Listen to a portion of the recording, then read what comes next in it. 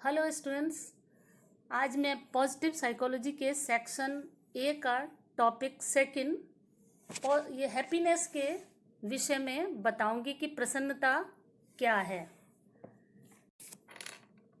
सबसे पहले मैं आपको मीनिंग ऑफ हैप्पीनेस के विषय में बताती हूँ कि प्रसन्नता होती क्या है। Happiness is a feeling of pleasure and positivity.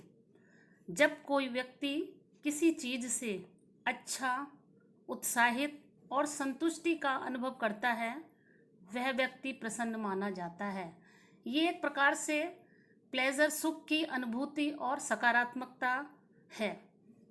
आइजनिक and आइजनिक 1990 के अनुसार states that happiness is equal to satisfaction plus hedonic level। प्रसन्नता संतुष्टि और हेडोनिक स्तर के समान है। सुखवादी मनोविज्ञान के अनुसार हेडोनिक स्तर वह स्तर है जहाँ सुख में संवेग असुखद संवेगों की मात्रा में भारी होते हैं, अर्थात अधिक होते हैं। अब हम इसको देखें कि प्रसन्नता होती क्या है। तो इसमें अलग अलग लोगों के अनुसार अलग अलग रूप में इसको देखा जाता है। यदि वैयक्तिक दृष्टिकोण से ये पूछा जाए कि खुशी या आनंद क्या है, एक अच्छा जीवन क्या होता है, या एक संतोषप्रद जीवन अथवा सही ढंग से जिए गए जीवन को कैसे परिभाषित किया जाए, अथवा आप किस प्रकार का जीवन जीना चाहते हैं, या आप किस प्रकार से चाहते हैं कि लोग आपको याद करें, तो संभवतः हम में से अधिकांशतः लोगों का उत्तर होगा कि वो एक लंबे जीवन की आशा रखते हैं। सभी को लगता है कि हमारी आयु दीर्घायु हो, उसको सुखद या प्रसन्नता समझते हैं, और असमय जो समाप्त हो जाए जीवन, उसको सुखद नहीं मानते हैं। इसमें आत्महत्या भी एक ऐसा ही तथ्य है जो हमें ये याद दिलाता है कि जीवन की लंबाई से कहीं अधिक जीवन की गुणवत्ता है। कोई आत्महत्या कर लेता है तो वहाँ कहीं उसमें प्रसन्नता की कमी होती है और जीवन की गुणवत्ता उचित नहीं है। यदि जीवन की गुणवत्ता को आधार बनाया जाए तो हम देखते हैं कि उसमें सबसे ऊपर हमारी खुशी दिखाई देगी हो, और ये सबसे महत्वपूर्ण तथ्य के रूप में देखी जाती है। अधिकांशतः लोग एक संतोषप्रद और आनंदमयी जीवन की आशा रखते हैं। सबको ऐसा लगता है कि हमारा जीवन कैसा हो, संतोषप्रद हो, आनंदमय हो, जिसमें अच्छे और सुखद अनुभव बुरे अनुभवों से कहीं अधिक हो। कोई भी दुखद अनुभवों की अनुभूति नहीं चाहता है, और अनुसंधानों से भी ऐसे ही निष्कर्ष प्राप्त होते हैं और पता चलता है उनसे कि आनंद अधिकांश लोगों के लिए अच्छे जीवन को परिभाषित करता है। हम उसी से ये परिकल्पना कर लेते हैं कि अच्छा जीवन का मतलब क्या है, आनंद। और कल्याण के सुखवादी दृष्टिकोण में अच्छे जीवन को परिभाषित करने के लिए आनंद या खुशी पर अधिक जोर दिया जाता है। अब हम भारतीय परिप्रेक्ष्य में देखें तो भारतीय परिप्रेक्ष्य में प्रसन्नता से तात्पर्य क्या है, सामंजस्य, क्रमगत उन्नति तथा जीवन के विभिन्न रूपों में संबद्धता। इस रूप में भारतीय परिप्रेक्ष्य में प्रसन्नता को देखा गया है। और प्रसन्नता क्या है, सकारात्मक सांवेगिक अवस्था है जिसे प्रत्येक व्यक्ति व्यक्तिगत रूप से परिभाषित करता है। अब नया जो इसका प्रारूप है, प्रसन्नता का नया प्रारूप क्या है, न्यू मॉडल ऑफ हैप्पीनेस। किसी व्यक्ति की दीर्घकालीन प्रसन्नता 3 कारकों पर निर्भर करती है। कोई भी व्यक्ति बहुत समय तक प्रसन्न नहीं रहता है, उसमें समय के अनुसार परिवर्तन होता है। कभी प्रसन्न व्यक्ति अप्रसन्न हो जाता है, अप्रसन्न प्रसन्न हो जाता है। लेकिन एक लंबे समय तक यदि हम प्रसन्नता को देखना चाहते हैं तो ये 3 कारक महत्वपूर्ण है जिस पर हमारी प्रसन्नता आधारित है, जिसमें पहला है आनुवांशिक रूप से निर्धारित बिंदु। दूसरा है प्रसन्नता संबंधी परिस्थिति जन्य कारक। और तीसरा है प्रसन्नता संबद्ध गतिविधियां व परंपराएं। तो इस 3 कारकों पर हमारी प्रसन्नता निर्भर करती है। इसमें लेमर्स्की तथा उसके साथियों ने बताया कि चिरस्थायी प्रसन्नता में आनुवांशिक तत्व, परिस्थिति जन्य निर्धारक तथा प्रयोजन पूर्व मानवीय परिवर्तन की जटिल प्रक्रिया, तीनों चीजें इसमें सम्मिलित रहती हैं। चिरस्थायी प्रसन्नता में जो हम लंबे समय तक प्रसन्नता को अनुभव करने की बात कहते हैं, तो इसमें आनुवांशिक, ये हमारी आनुवांशिकता होती है कि हमें किस तरीके की हमारी व्यक्तित्व की विशेषताएं हैं, इस पर प्रसन्नता, ये व्यक्तिगत अनुभूति होती है जिसमें आनुवांशिक तत्व महत्वपूर्ण होता है। और दूसरे होते हैं कि परिस्थितियां किस प्रकार की हैं, उसका हम कैसे प्रत्यक्षीकरण करते हैं और उसको हम ग्रहण करते हैं। और प्रयोजन पूर्व मानवीय परिवर्तन की जटिल प्रक्रिया है। इसमें प्रसन्नता को निर्धारित करने के लिए स्वनिर्धारित लक्ष्यों को हम किस प्रकार से प्राप्त करते हैं, मानवीय परिवर्तन, और ये सुख, अर्थगत जीवन, बेहतर स्वास्थ्य को प्रोत्साहित कर सकता है।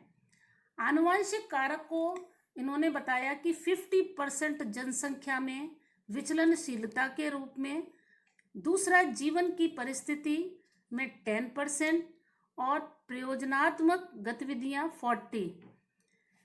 इसमें जो 10% हमारी जीवन की परिस्थितियां हैं उसमें अच्छी और बुरी दोनों परिस्थितियां हैं। 40% प्रयोजनात्मक गतिविधियों में स्वस्थ जीने तथा सकारात्मक परिवर्तन के प्रयास आते हैं। और आनुवंशिक कारक में तो हमारी आनुवंशिकता से संबंधित कारक इसके अंतर्गत निहित होते हैं। बच्चों, अभी तक आपने अर्थ के बारे में देखा, हैप्पीनेस के। अब मैं हैप्पीनेस के दृष्टिकोणों को बताती हूँ। इसके 2 दृष्टिकोण हैं, एक तो हेडोनिक व्यू पॉइंट और दूसरा है यूडोमोनिक व्यू पॉइंट। अच्छा जीवन क्या है, प्रसन्नता क्या है, संतुष्ट जीवन एवं बेहतर जीवन को किस प्रकार परिभाषित किया जा सकता है, हम किस प्रकार का जीवन जीने की इच्छा रखते हैं, इस प्रकार के तथ्यों की व्याख्या के लिए प्रसन्नता की 2 प्रकार की विचारधाराओं को देखना होगा। जिसमें पहला है प्रसन्नता का सुखवादी दृष्टिकोण, हेडोनिक व्यू पॉइंट। यदि जीवन की गुणवत्ता के निर्धारकों की सूची बनाएं तो प्रसन्नता का स्थान उस सूची में सबसे ऊपर हमें दिखाई देता है। अर्थात प्रसन्नता से ही ये गुणवत्ता हमारी प्रारंभ होती है। इसमें सुखवादी मनोविज्ञान सुख दर्शन के समानांतर चलता है। यद्यपि सुखवादी दर्शन के कई प्रकार प्रचलित हैं, परंतु सामान्य रूप से देखा जाए तो सुखवादी दर्शन में क्या होता है कि व्यक्ति केवल सुख के लिए ही जीने का प्रयास करता है। सुखवादी दर्शन के अंतर्गत ये मान्यता है कि जीवन का मुख्य लक्ष्य क्या है, आनंद। जैसा कि कहा है, ऋण करके घी पियो, तो किसी भी तरीके से हमें सुख प्राप्त हो, ये दर्शन है सुखवादी दर्शन। आनंद और सुख की प्राप्ति जिससे भी प्राप्त हो। मनोविज्ञान में ये दृष्टिकोण क्या होता है, आत्मनिष्ठ होता है। सब्जेक्ट आत्मनिष्ठ कल्याण का, सब्जेक्टिव वेलबींग की स्थिति के रूप में इसको देखा जाता है। आत्मनिष्ठ कल्याण की स्थिति में आनंद को हम देखें तो ये बहुत विस्तृत रूप से देखा जाता है तथा अंशकालिक और भौतिक आनंद से परे होकर के आनंद की प्राप्ति है। ये हम चिरकालिक चाहते हैं आनंद, क्षणिक आनंद नहीं। आत्मनिष्ठ कल्याण की स्थिति को संतोष के रूप में सकारात्मक भाव की उपस्थिति और नकारात्मक संवेगों और भावों की आप सापेक्ष अनुपस्थिति या अभाव में देख सकते हैं। ये तीनों घटक मिलकर के किसका निर्माण करते हैं, आनंद का। और अध्ययन व अनुसंधान जो भी हुए हैं इस क्षेत्र में, वे इन्हीं तीनों तथ्यों पर केंद्रित रहे कि संतोष क्या है, आत्मनिष्ठ कल्याण क्या है, नकारात्मक संवेग क्या है और इनकी अनुपस्थिति नकारात्मक संवेगों की क्या है। इस क्षेत्र में ज़्यादा अध्ययन हुए और बहुत से अध्ययनों से व्यक्तित्व की कई विशेषताएं भी सामने आई जो इस बात को बताती हैं कि कौन खुश है, संतुष्ट है तथा वो कौन कौन से तत्व हैं जो किसी को आनंद या खुशी देते हैं।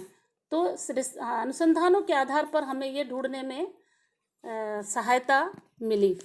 इसमें कुछ अध्ययन भी हुए जिसमें देखा गया कि जिसमें रेयान डेसी ने एक अध्ययन किया और उन्होंने देखा कि व्यक्तिगत जो प्रसन्नता के संदर्भ में अच्छे जीवन को परिभाषित करना, उसमें खुशी के सुख विषयक दृष्टिकोण का सामान्य विषय रहा है। मतलब व्यक्तिगत प्रसन्नता क्या होती है कि सुख का होना या सुखवादी दृष्टिकोण का होना। सुख विषयक दृष्टिकोण का मानना है कि जीवन का मुख्य उद्देश्य क्या है, प्रसन्नता, जैसा कि हमारा सुखवादी दर्शन कहता है।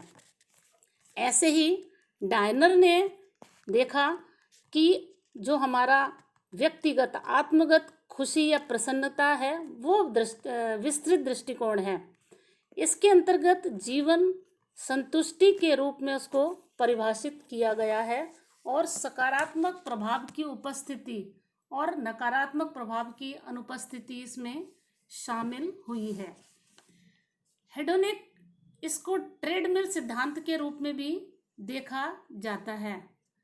उसमें ये बताया गया कि जो लोग गरीब होते हैं उनमें पैसे की तो कमी होती है और उनके सामने बहुत सारी समस्याएं भी होती हैं, लेकिन कभी कभी उनको अमीरों से भी ज़्यादा प्रसन्न देखा गया है। तो इसके अर्थ क्या हुआ कि प्रसन्नता हमें पैसों से नहीं मिलती है। प्रसन्नता जैसे लक्षण को प्राप्त करने के लिए पैसा इतना महत्वपूर्ण नहीं है। अच्छी व बुरी घटनाएं क्या होती हैं, अस्थायी रूप से व्यक्ति को प्रभावित कर सकती हैं, ऐसा देखा गया है।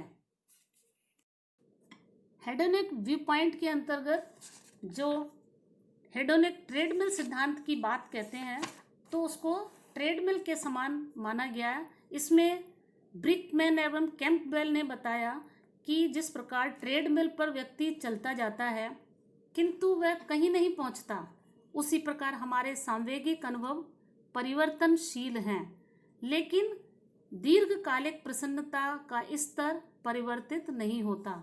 जैसे हम किसी चीज़ की इच्छा करते हैं और वो हमको प्राप्त हो जाती है, जो हमारा लक्ष्य होता है, तो हमें क्या मिलता है, तात्कालिक प्रसन्नता तो मिल जाती है, लेकिन कुछ समय बाद उसका प्रभाव कम हो जाता है। इसका कारण है कि व्यक्ति में जो भी उसको मिल गया है और उसके लिए सकारात्मक नकारात्मक परिवर्तनों के साथ शीघ्रता से वो अनुकूलन कर लेता है, उसी परिस्थिति में रहता है। उसके बाद ट्रेडमिल के समान ही जैसे व्यक्ति चलता है फिर वहीं आ जाता है, उसी तरह प्रसन्नता के पूर्व स्तर पर वापस आ जाता है और उसकी प्रसन्नता खत्म हो जाती है, फिर उसको नई चीज़ चाहिए और उसको परिवर्तनशीलता के कारण प्रसन्नता प्राप्त होगी। तो इसमें इसकी तुलना हमारे ट्रेडमिल सिद्धांत के रूप में की गई है। बच्चों, दूसरा पॉइंट है यूडोमोनिक दृष्टिकोण। इस दृष्टिकोण के अनुसार प्रसन्नता क्या है। हम देखते हैं कि क्या अच्छे जीवन के लिए आनंद का होना पर्याप्त है। यदि आप संतुष्ट हैं, सुखी हैं और खुश हैं, तो क्या इसके अतिरिक्त जीवन में कुछ और नहीं होना चाहिए। यदि हम एक परिकल्पनात्मक उदाहरण लें, मान लें कि आप एक अनुभव मशीन हैं, मशीन से हमारी तुलना की गई है और देखा गया है कि हम अनुभव वाली एक मशीन के रूप में हैं जो आपको निरंतर खुश एवं आनंद में रखती है। चाहे आपके जीवन में कोई भी घटना घटे तो वह आपको वांछित सकारात्मक संवेग और भाव का अनुभव कराएगी। परिस्थिति कुछ भी हो, लेकिन आपको हमेशा ही सुखद अनुभूति होगी। तो सुखवादी दृष्टिकोण के अनुसार यह बिल्कुल सही स्थिति है।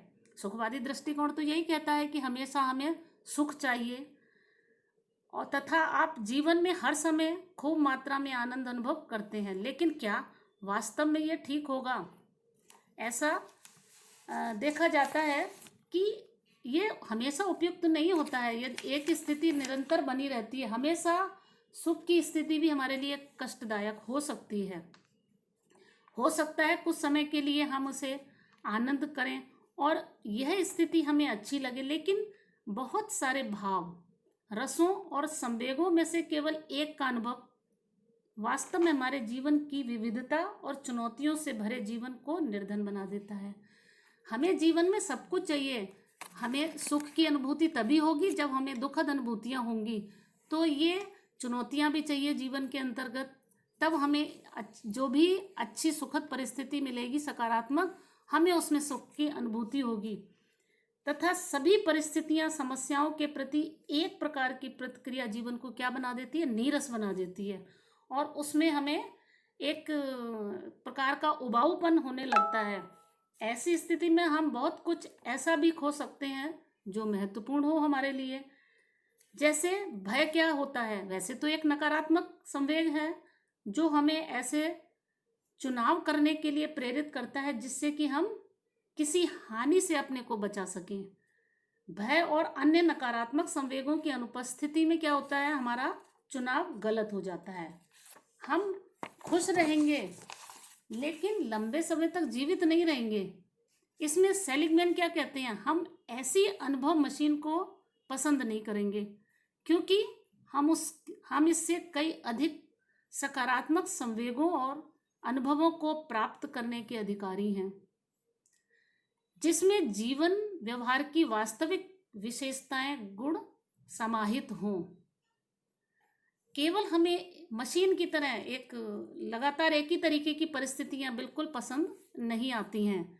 व्यवहार की वास्तविक विशेषताएं और गुण हमें जिसमें हो, ऐसा परिवर्तन, ऐसी परिस्थितियां हमें चाहिए। और इससे भी ऊपर हम सब लोग ऐसी मशीन या यंत्र को इसलिए भी अस्वीकार कर देंगे क्योंकि हम मानते हैं कि जीवन में क्या है? आनंद और आत्मनिष्ठ सुख से कहीं अधिक बड़ा मूल्यवान है। सेलिगमैन ये भी कहते हैं कि कहीं अधिक गहरी और सच्ची खुशी इसमें छिपी है।